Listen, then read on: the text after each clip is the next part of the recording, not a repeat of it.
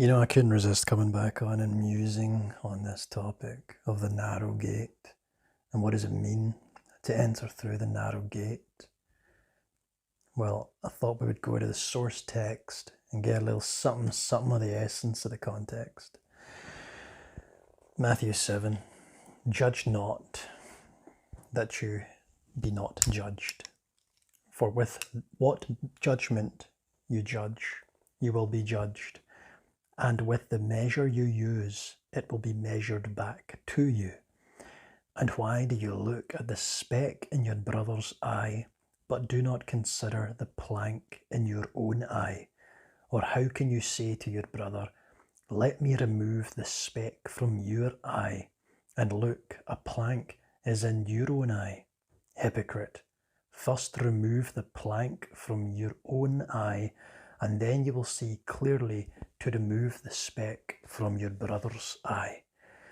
Do not give what is holy to the dogs, nor cast your pearls before swine, lest they trample under their feet and turn and tear you in pieces. Ask, and it will be given to you. Seek, and you will find. Knock, and it will be opened to you.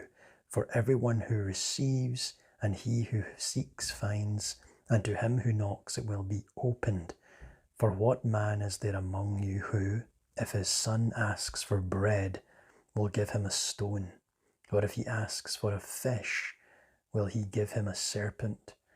If you then, being evil, know how to do, or how to give good gifts to your children, how much more will your Father who is in heaven give you good things to those who ask him? Therefore, whatever you want men to do to you, do also to them. For this is the law and the prophets. Enter by the narrow gate, for wide is the gate, and broad is the way that leads to destruction, and there are many who go in by it. Because narrow is the gate, and difficult is the way which leads to life, and there are few who find it. Then he speaks of knowing them by their fruit. He talks about the people who will say, Lord, Lord, but Christ will declare, I've never known you. And then building on a rock, having a sure foundation. So what's the takeaway here? Hello there, shake the stars from the sky. Big hugs, just looking through Matthew 7 just now, and I think I've got a little commentary here from a friend. He says this passage from Jesus' Sermon on the Mount, where he tells us this way of life, covering an extensive number of things like loving our enemies, practicing non-violence, being peacemakers, being merciful, being meek, not worrying about life, trusting in Abba, not lusting after people or things, not judging others, not being self-righteous, not hating our brother. Jesus is addressing the heart of humanity, exposing things which are the cause of destruction in the world, and showing us the way of life, joy, ease, and union with his Abba. When Jesus says that this way is narrow, and that many people don't follow this way, and this leads to a destructive life and a destructive world, he's showcasing that this way that's being discussed isn't necessarily concerned with an eternal fate or the outcome of what will happen at the eschaton, when God will bring the world to reconciliation and restorative justice through Christ. In fact, this is why God and Christ came into the world, to highlight the way of life, to put the world on a new trajectory towards the kingdom of God. So that's the commentary I have on this. And I think it's a serviceable one. In John 14, we have a sort of parallel to Matthew 7, verse 13 and 14, where Christ says, I am the way, the truth, and the life. No man cometh unto the Father but by me. Now, similarly, in this verse, people tend to get carried away and think they're talking about a final destiny that's going to annihilate or destroy or torture the people who don't follow that particular path, but that's not being addressed here. What Christ is saying is, if you seek to follow the ways of love, you have to follow me. I am the example. I who have restoration, reconciliation with God, I am the example. And I think that's the big takeaway here. Happy Sunday morning to all from the nearly sunny, there we go, PN Dubs, as I like to call it. I believe Christ was asking each and every one of them to come out of the old covenant and usher them into the new. Absolutely, I do believe so. So it got me thinking on a question, and I posed this question to the person who shared their thoughts on it. And it was to do with fear and esteem, and I made a little comment about it in my previous video. So I asked, what is a better instructor for humanity to see the narrow path? Is it humbling fear, or is it towering self-esteem? So I thought that would be a topic of conversation, right? And I think if you break down the terms and look at it from different angles, you can maybe get to something quite profound. So recognition of the narrow path is what?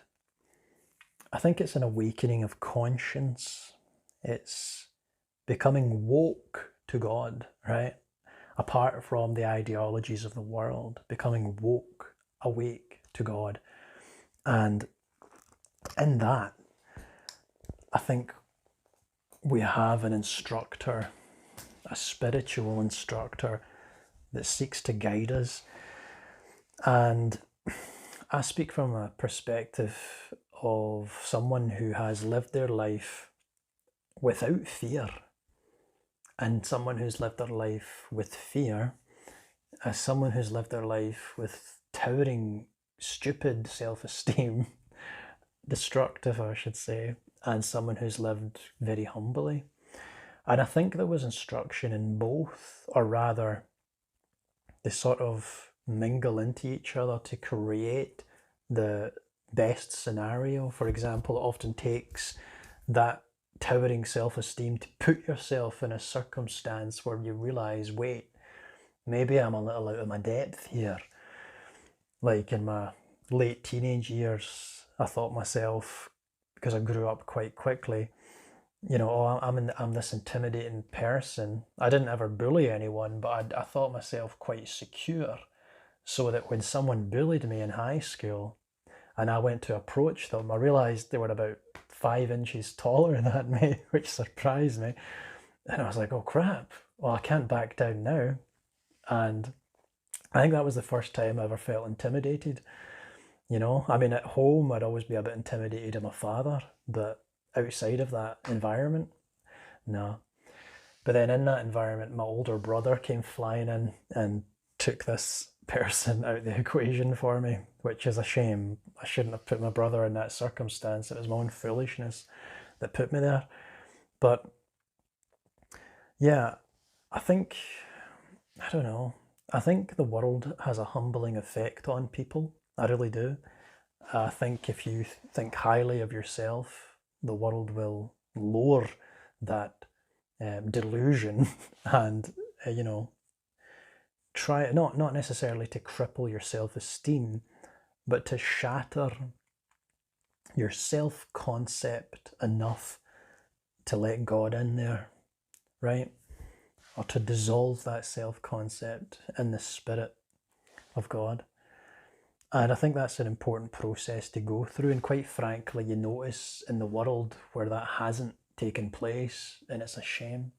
I believe Christ is asking each and every, yeah, that's right, yes, man, yeah, that's it. Because I've seen the situation where, you know, I've got an audience here of people and, you know, born in different generations. And you know, as you get older, and if you look round about you, and if you're in your 50s, let's say, and you see a 50-year-old in the same location acting like a total jackass, let's say, acting like a teenager, you know, with all the same proclivities and attractions towards things that a teenager would have, then you just kind of feel like, oh, that person's lost it. That person hasn't found it, rather. They haven't lost it. They haven't found it, right?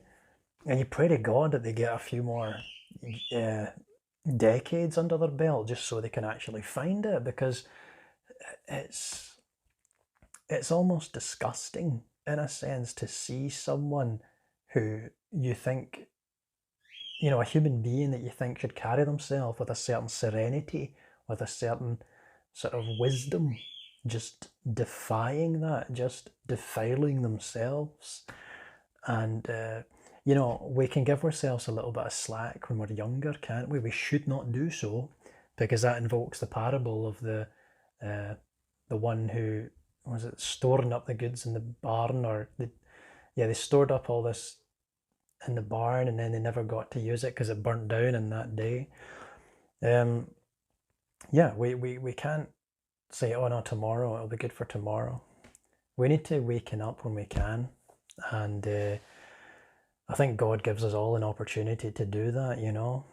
One thing I was thinking about, right, about this whole thing is mental health in this conversation. So let's just say, for instance, someone like my older brother who suffered with paranoid schizophrenia. That is annoying. My older brother who suffered with paranoid schizophrenia. What's his spiritual life, or what was his spiritual life like? He lived in a delusion. So what happened when he died? Was he suddenly given serenity of mind and understanding? Or was he just lost into a realm of fractured mental pictures and things and completely just living out a hellscape of his own imagination? Like, I have to believe that God is there to catch us in those situations when the system breaks down. You know, like if someone suffering with dementia passes away, are they just left into a realm of just insanity that with no sort of like sense about it? Or does God lovingly intervene and provide the structure for sense and for reconciliation? I have to believe in that. I have to believe in the God that Jesus Christ preached on. And I think that God is one who would take pity upon such a creature. You know, this speaker that I've referenced today, his opinions, he often makes the point, you know, that he had a mental breakdown in his teenage years because of the idea of hell. He couldn't get it out of his head, you know, that God had this like eternal conscious torment in mind for people. And he had a good breakdown here of how it's, oh my god, that bird is so annoying. Oh, never get a bird. Listen to that. Listen to that. Okay. When I was a teenager, I had the typical born-again experience, complete with all the strong emotions and tears. Only it wasn't typical at all for me. I had not been raised in church. I was an agnostic, and so had always assumed that God was just an idea in your head.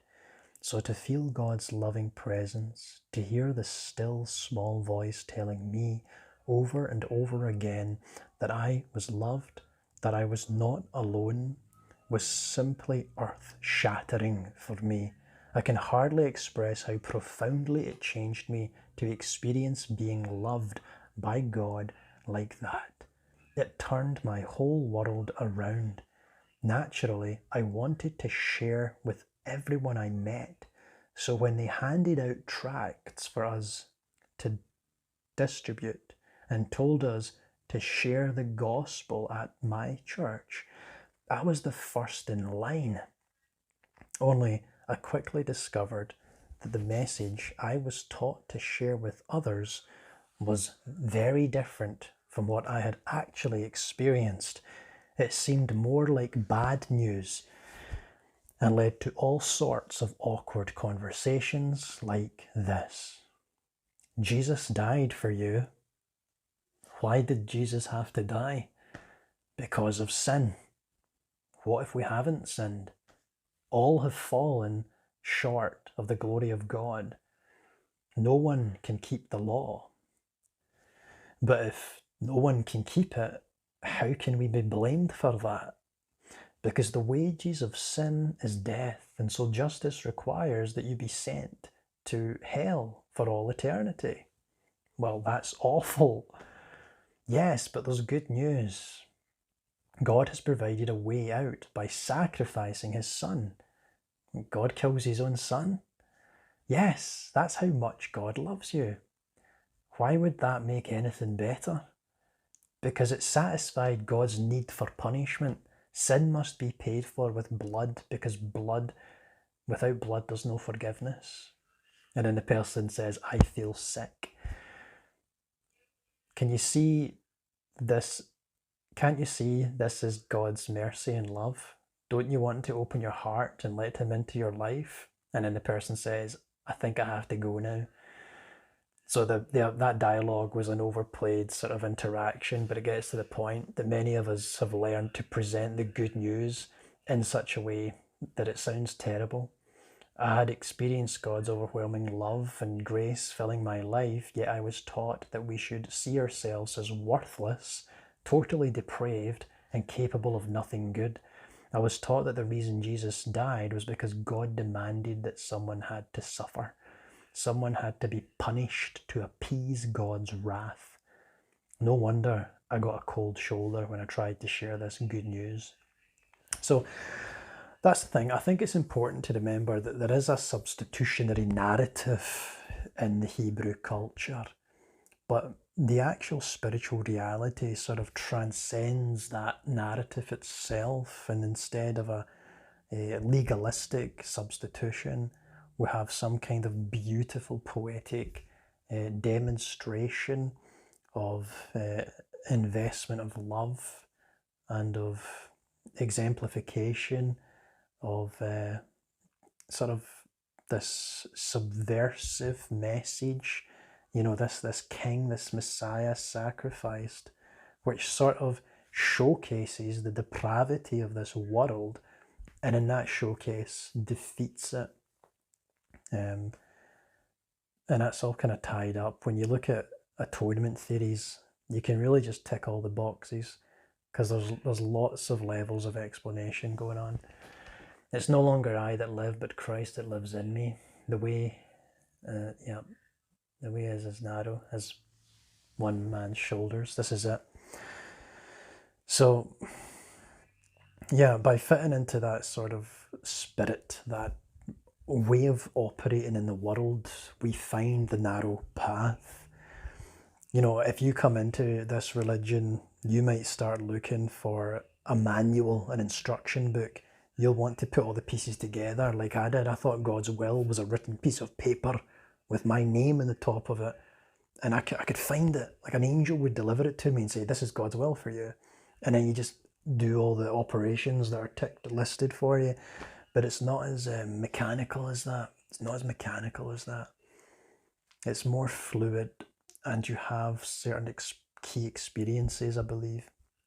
And, God set out a course of life for you in which you will meet those opportunities to demonstrate what it is you're here to demonstrate and learn what it is you're here to learn.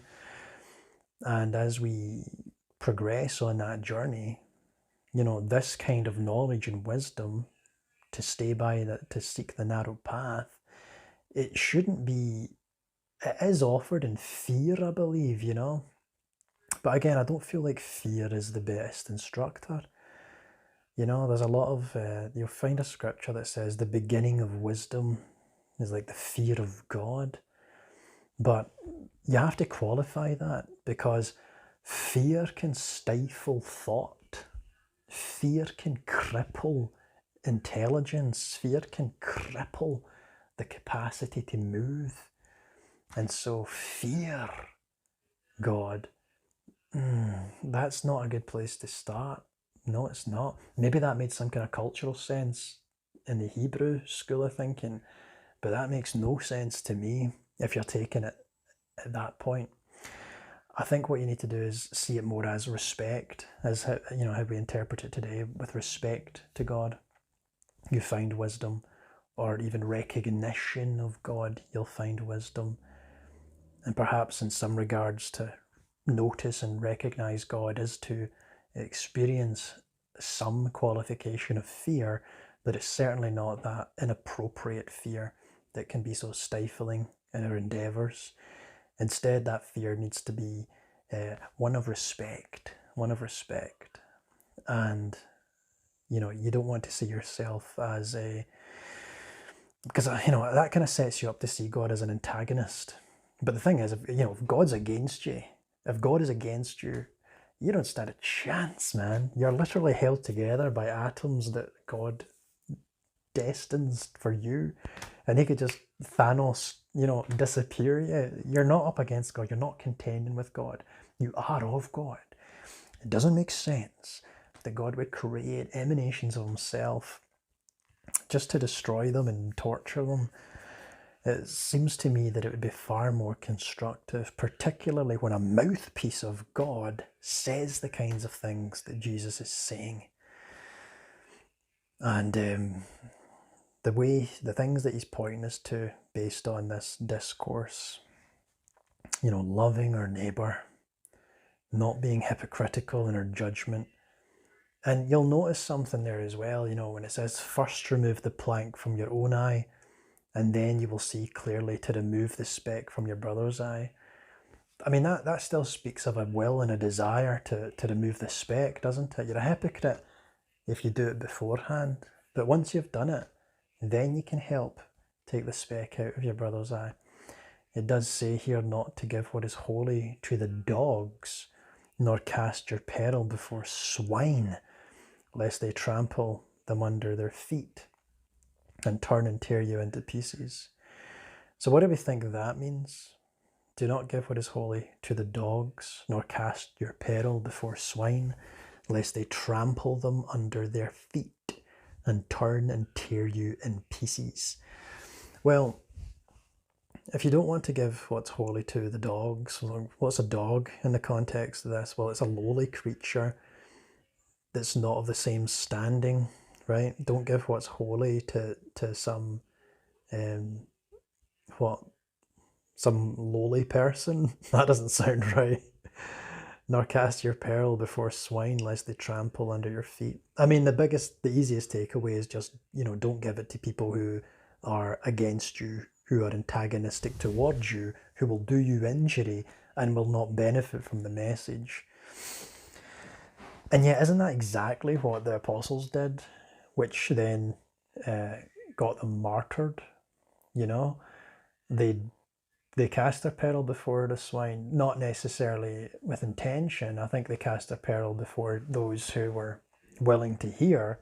The problem was that there were swine who overheard and then killed them. So I guess, you can pick it apart, but the general takeaway is just, let's not give our message to people who just have no intention of hearing it. Yeah, that's it. It keeps coming back to that, isn't it? It's not about the I, it's about the collective one, the university of God.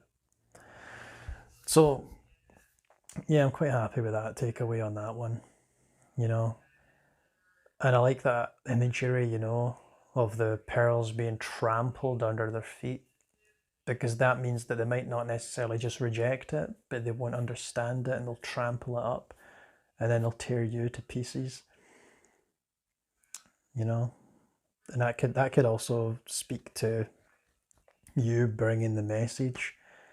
And instead of receiving the whole message, tearing it apart and losing the context for it. I think I'm just trying to make that sound a bit more fancy than it might be. But yeah, that makes sense to me. So the narrow way is to be led by love. And I think that's the measure of it. Again, being feared into a crippling paralysis, no. The towering self-esteem, that's not very helpful either, because that breeds a sort of narcissism and a sort of elevated sort of mindset that's just as blinding as inappropriate fear. Towering self-esteem is a stumbling block, and inappropriate fear is a stumbling block, right? There needs to be a balance. There needs to be a balance.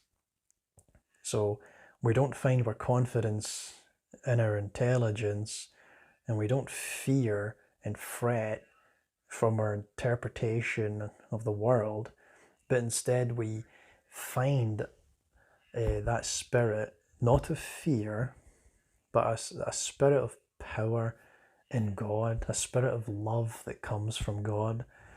I think that's the answer to the equation. And it's always characterized in that way, as love and following love.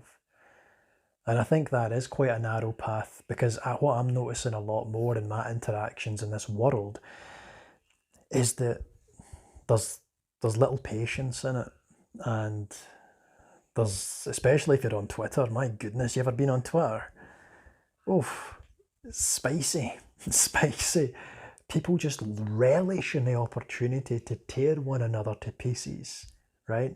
Very much like the swine in this example. They want to tear to pieces. If you just say the wrong thing, if you just challenge the ideology just a little bit too much, you will be torn to pieces. Not literally, but they'll rip into your reputation.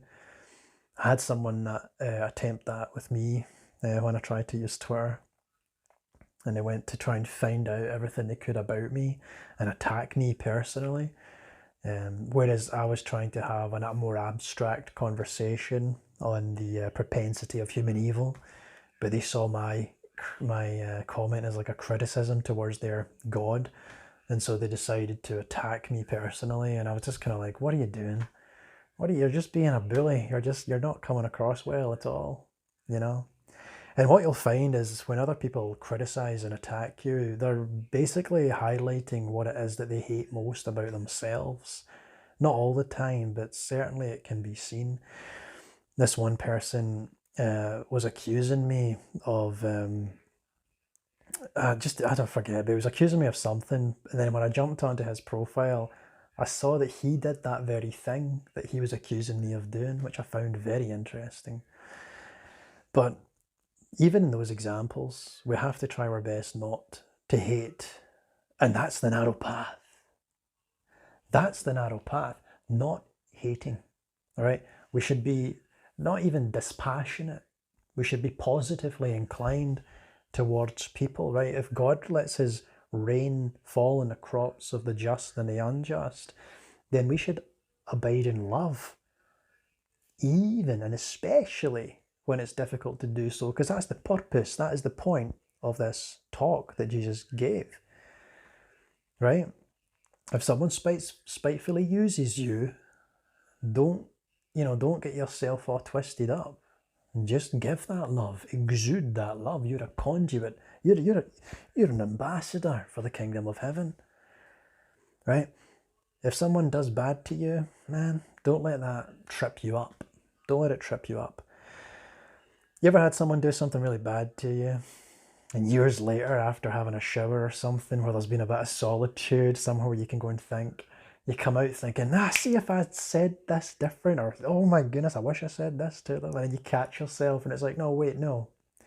If you do catch yourself doing that, say a little prayer after, say a little prayer for that person, and just wish love on them, pray love on them for them and their family.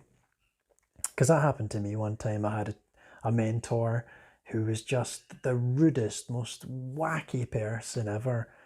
Pure gaslighting scenario. And it didn't matter what I did, and I went to some lengths to try and mend it, but oh my goodness, this person was just so against me and wouldn't say it. You know, that professionalism that masks your true emotion? Oh, she was fluent in professionalism. She could, you know, anyways, God bless that woman. God bless that woman. And I don't mean that sarcastically, honestly. I mean, I must have triggered something in her. And maybe I have some of what she has in me, you know, to see something that maybe doesn't sit right with me. And instead of talking about it, you go straight to an emotional place.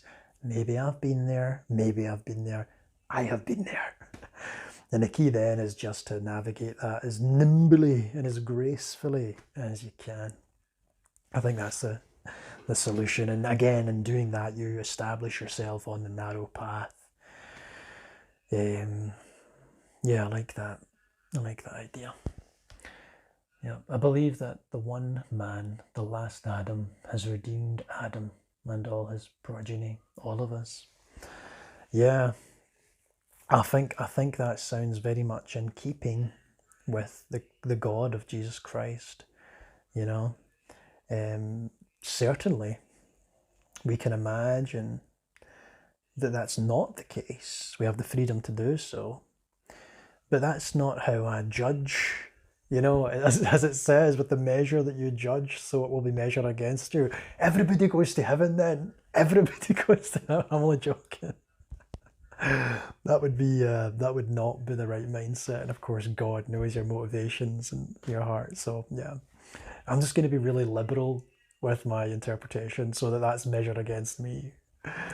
No, but in all seriousness and in all in all sincerity, I do believe that God's heart is geared toward taking all these little things called human beings and raising them up into just, you know, being delights to God, delightful children. I've never had a child, but I've held a good friend of mine's baby. You know, and when you look at that wee baby, you're just like, oh, come on. You know, I want this thing to grow up and have a wonderful experience in this life. And even as a pet owner, you have that, you know, when you look to your beloved animals, and you're just like, oh, God bless you, you know. I hope you manifest as something even more elegant and wonderful than this dog or cat or budgie, whatever it is. Yeah, man. God has put us here for a reason. As I say, where there is perception, there is purpose. And it's a mistake to think otherwise. So, yeah, that's it. Broad is the way that leads to destruction. And what is that? Well, that's that self-interest, that basic self-interest that all human beings have. It's that element that comes in and creates the dictator, or creates the really horrible boss, or work colleague, or even in yourself, that anger that might sometimes erupt. I don't know if I had an issue with anger due to, I don't know, stress or something, but I could sometimes feel anger totally inappropriately. Like I could sit down or lie down with my partner and they could put their hand on me, right? And I'll just be seething with rage. Like, not seething with rage, that's not the way to say it, but I'll just be annoyed. I'll just get annoyed by that because I just feel like maybe they've done something. No, to be honest, there's no rhyme or reason to it. I have in my past, I remember went to bed with a partner and just felt really, really angry. And I do believe that was something to do with the anxiety that I was feeling.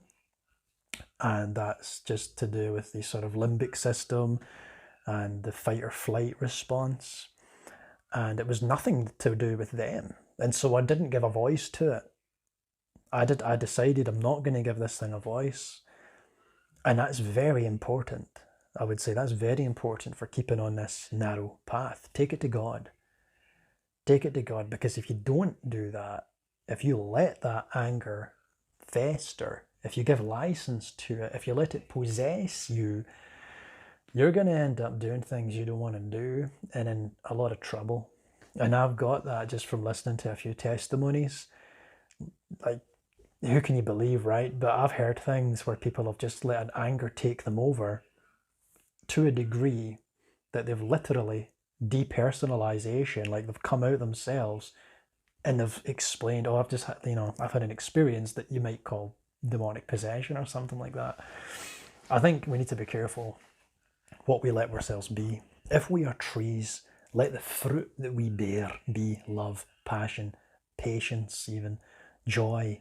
These good fruits that are easy and obvious, right? So, obvious to identify. If you ever feel like you're inappropriately angry, inappropriately afraid, inappropriate whatever, just recognize that that's a delusion and go to God. Of course, there'll be an atheist that says this time, oh, that God is the ultimate delusion. No, he's not. No, he's not. I don't think there's any more fundamental a reality than God. So that's a good place to take your heart and soul and mind and just let that dissipate. And again, that puts you on this narrow path, because broad is that way to destruction, right? And we have a world history that's so, the breadth of the destruction, the breadth of the wickedness, the breadth. If you can imagine an evil, it has been done. If it's physically possible to do, it has been done. It's terrible. It's atrocious. The propensity for evil, destruction, that broad path. But you start talking about selfless charity. You start talking about love, like just love that leaves you impoverished materially, but just serves the will of God. You get to a narrow path, and you can feel it in yourself, and it feels good, not in a toxic, self-aggrandizing kind of way, not in a narcissistic kind of way, but you get that good going in your life, and it's just this quiet gratitude between you and God, that quiet gratitude of, thank you for bringing that opportunity into my life to do something good, to do something so significant. Because that's the big important stuff in the world, If you jump onto Instagram today, it's, what is it? It's Kim Kardashian's arse, and it's Dwayne The Rock Johnson's juice, Zoa juice that he's having. That's the two biggest Instagrammers in the world. Who wants that? Is that success? That's an illness, is what that is. I mean, I don't want to put down ambition and business acumen, but I think there's a intoxicating element to it and a derailing element to it that can sometimes put you in the broad path. That's not the impression I get of Dwayne, but I don't know him. I know him as The Rock from WWE.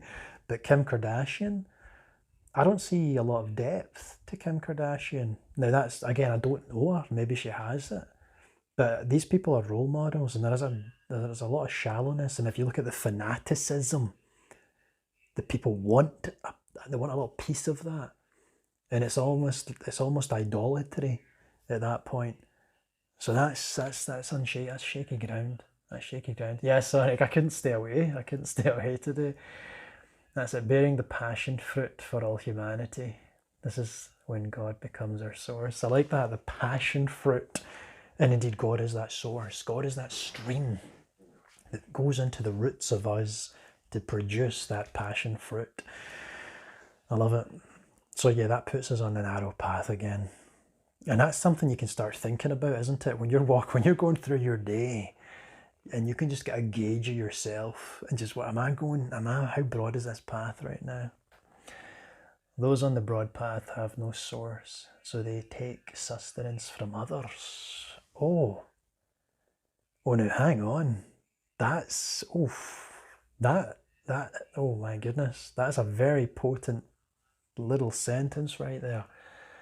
Those on the broad path have no source, so they take sustenance from others. You might know in your life, and you might have come across people in your life who seem to sap the energy out of you, right? Who seem to take from you. Now, if you're an introvert like I am, then that's everybody. I'm like joking. But you know those personalities that are almost vampiric, and their energy, right? Yeah, I think you do get people who get off on diminishing others, being mean to others, seeing others as obstacles or even challenges in some predatory and just selfish way. Those are the people that I would say don't have access to source or reconciliation with source. And it's not to say they won't have final reconciliation in some form. That's a good way to put it. They will have a reconciliation. That's a good way to say it. I do believe, as Ken has suggested, that all of us are saved through Christ. I believe all entities will have a reconciliation. Maybe not the reconciliation that we're all aiming towards, but a reconciliation. And I don't mean that as a threat either. I'm not saying it as a threat. I just think it'll be different. It'll be a reconciliation of some sort. And whatever that takes, I don't know how that'll manifest. I've been victimized by religion in my past. I think religion is a force of just, I don't know, I think religion can be very wicked. I think religion can be shallow.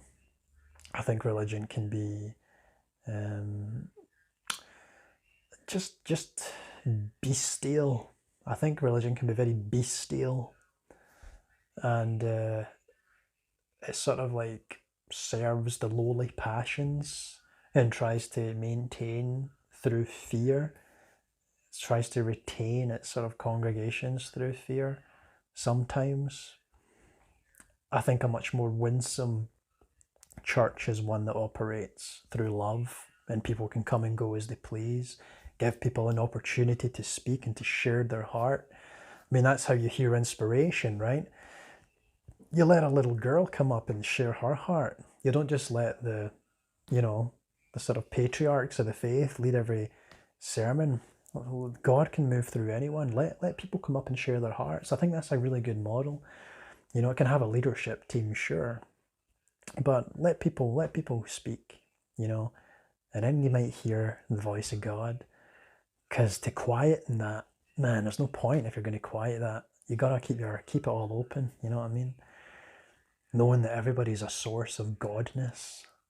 Goodness, isn't that an incredible notion? I think C.S. Lewis made a point like that. If we could see everyone round about us with the fantastic glory that they all possess, with these amazing destinies that lay before them, we would be in awe. We'd constantly go, whoa, whoa. And it wouldn't be this culture of fanaticism. Oh, look, there's Kylie Jenner, there's Kevin Hart. It wouldn't be about this celebrity idolatry worship type deal.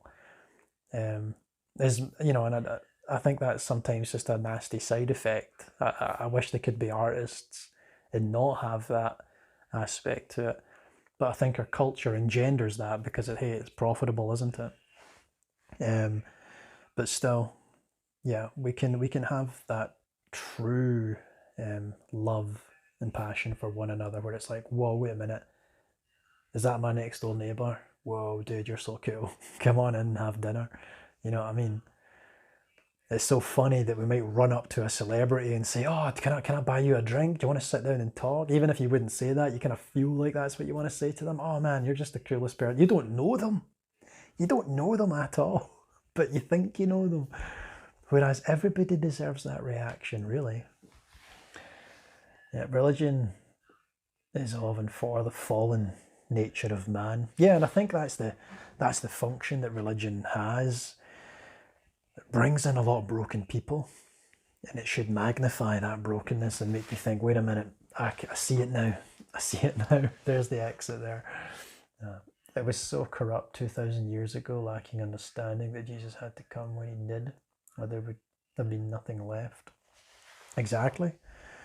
Even 2,000 years ago, the church was, it wasn't exactly on you know, everybody was like, oh no, we get this. This is so easy to us. So intuitive. That wasn't the story, was it?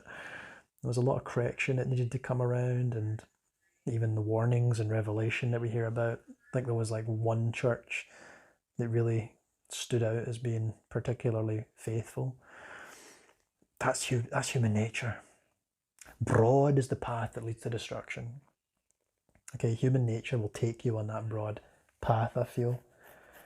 And it's not even to say human nature, it's more like just an untamed, unseasoned human nature, because human nature is you're talking about a lot of expressions of personality, a lot of environmental effects guiding you.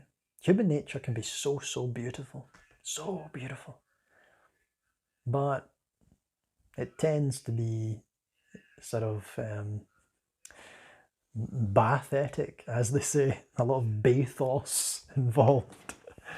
Quite anticlimactic, you know, when people have such amazing potential. So, a prefix to go back, that is return, relapse. Yeah, that's a good point that Ken raises, you know, in that definition of religion or religare or whatever, however you would pronounce that, you know, going back to chains almost, you could see it as going back to some kind of constraining force. And ultimately we don't want to constrain ourselves. We don't want to constrain our potential to advance the kingdom and to exist in something that's so liberating. The essence of it is so liberating. And that's the contradiction. It's a narrow path to walk, and yet it's so abundant, this wellspring, this unlimited resource that we have access to. So hey, on one level, perhaps the level of human immediate 5 sense perception, very narrow, but ultimately that narrowness is a door to what? To God, to the ultimate liberty, to the ultimate source of all things. I think that's incredible. He gave us a new nature. We are now partakers of the divine nature. Yep, Peter wrote it 2,000 years ago. We are partakers of this divine nature. And we have to make those decisions and choices and recognize as well that that's who we are. Because it is who we are. It is who God wants us to be. And we have to wake up to it. We don't want to put obstacles in front of it. You know, we want to make sure that sometimes it's difficult. Sometimes you will put obstacles in front of yourself, but then that can be very cathartic later on when you recognize an obstacle for what it is and then push it down. I think that can be, you know, a good little source of energy in your walk towards the great light, the Father of lights. I think so. Yeah, return to bondage, as Ken says there. Yeah, that's what religion serves as, a sort of return to bondage. Again, it's not to say that every communion of believers is a practice in religion, because that's a totally different thing, isn't it? You can have a congregation of believers and you can have religion as we're describing it here. And yeah, there's a lot of abuse that goes on, and with spiritual abuse that goes on in religion. And of course, that's despicable. Even in my little local church that's been standing since the year 1400, and it's been obviously built upon since then, I remember an elder, you know, put her arm round about me and tried to get me to vote a certain way on the committee. She says, oh, I'll make you an elder and then you vote this way, eh? And I was like, what? No, that was the most disgusting thing. She had a prayer group and everything. And after that, I just stopped going to the prayer group. I was like, that's so gross, man. You're going to try and make me vote a certain way to keep someone out of the church even? That's what it was about, to stop someone else becoming a member. I was like, I'm not going to get a I'm not going to use my religion as some petty vehicle for you to exercise, you know, your own bitterness. Like, that's, oh, goodness gracious, man. See these systems and how they can be used for defiling. But then I pray to God, because I'm pretty sure that old lady, that was 10 years ago. She was an old lady, like in her 80s, no, 70s, 80s, I don't know. She looked really old when I first met her, and she's still going. And I pray that she continues to until that sort of comes home.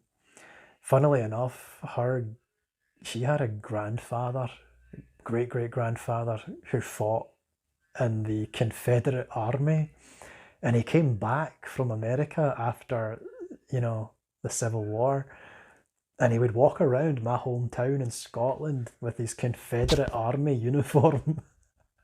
It's like, oh my goodness, man, that's my hometown, you know what I mean? Dukes of Hazzard over here. Yeah, to keep someone out. So, yeah, that can be the sort of the wickedness that manifests in religion.